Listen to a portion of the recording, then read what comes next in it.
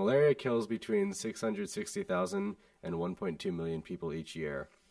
That number is expected to rise.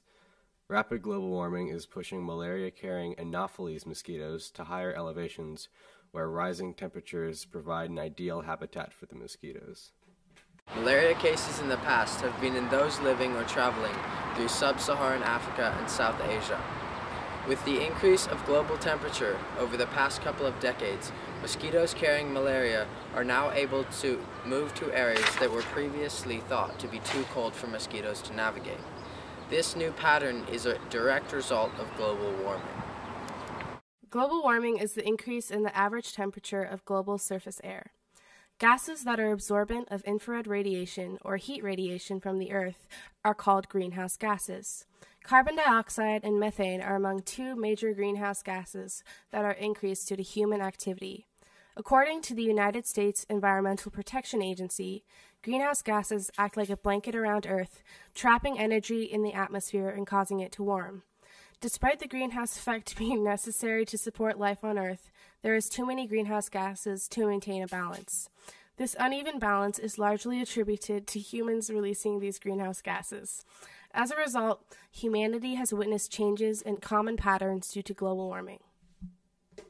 Among the changes we have identified is the movement of malaria.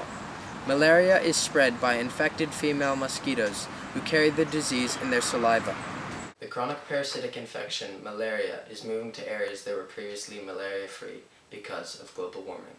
An early 2014 study conducted by the University of Michigan suggests that the warming temperatures are causing malaria mosquitoes to move to higher altitudes. Areas in Colombia and Ethiopia that were previously protected by the cool mountain temperatures now have evidence of malaria-infected mosquitoes.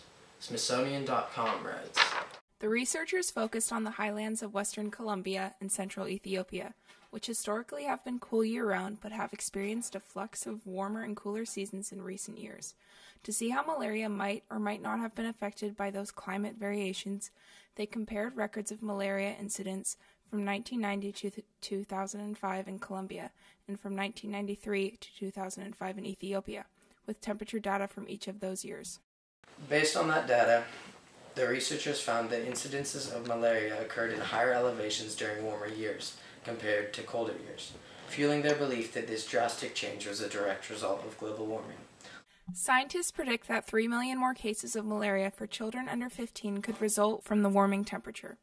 Malaria is a chronic disease, which means that once you have malaria, you cannot take it out of your system. You can prevent patterns such as the movement of malaria by monitoring and changing the amount of greenhouse gases you emit.